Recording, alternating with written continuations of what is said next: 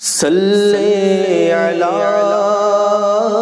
نبینا صلی علی محمد صلی علی اعوذ باللہ من الشیطان الرجیم بسم اللہ الرحمن الرحیم۔ روزہ ٹوٹنے کے حوالے سے لوگوں میں بہت سی غلط فہمیاں پائی جاتی ہیں۔ مثال کے طور پر کسی کی غیبت کر لی تو یہ سمجھتے ہیں اس سے روزہ ٹوٹ گیا، جھوٹ بول دیا تو سمجھتے ہیں روزہ ٹوٹ گیا، حالانکہ یہ گناہ ہے اور رمضان میں روزے کی حالت میں ان چیزوں سے انسان کو کوسوں دور رہنا چاہیے، لیکن ایسی چیزوں سے روزہ نہیں ٹوٹتا۔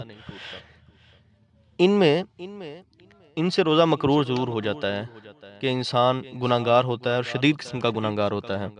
اسی طرح ایک اور غلط فہمی جو پائی جاتی ہے وہ یہ ہے کہ حالت روزہ میں اگر احتلام ہو جائے تو اس سے روزہ ٹوٹ جاتا ہے، حالانکہ یہ مسئلہ بھی غلط ہے۔ روزے کی حالت میں اگر احتلام ہو جائے تو اس سے روزہ نہیں ٹوٹتا۔